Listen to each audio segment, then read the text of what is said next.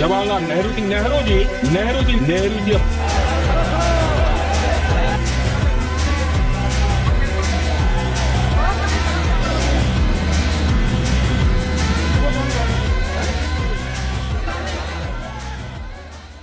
जब देशभक्ति मॉडल बन जाए और जज्बा रूल बुक में लिखा जाने लगे तो समझ लेना देश मजबूत नहीं हो रहा है। सत्ताधारी नेता को अपनी कुर्सी जाने का डर लग रहा है। और याद रखना, जहाँ गीत हुक्म बन जाए वहाँ लोकतंत्र चुप हो जाता है।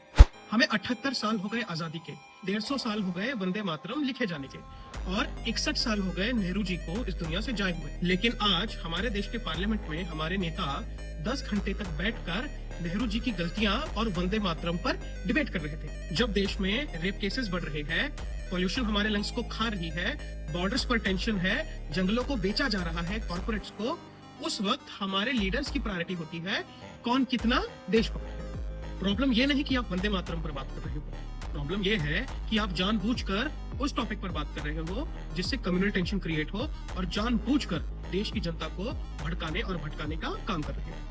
प्रॉब्लम यह है कि आपके पास मणिपुर के मसले पर बात करने का समय नहीं, आपके पास लद्दाख पर बात करने का समय नहीं, आपके पास बढ़ते AQI पर बात करने का समय नहीं, आपके पास electoral bonds, education scandals, paper leaks, ethanol scam और करप्शन जैसे कई और इंपॉर्टेंट मुद्दों पर बात करने का समय नहीं।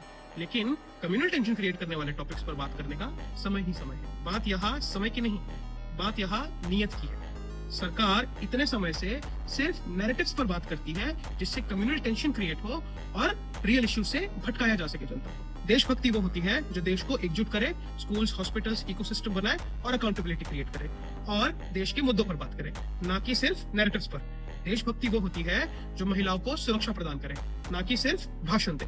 और अंत में ये बात जरूर याद रखना, जब सरकार सवालों से भागने लगे तब देशभक्ति को ढाल बना लेती है, और जब देशभक्ति ही हथियार बन जाए तो समझ लेना देश नहीं, कुर्सी खतरे में है। Be curious, question everything.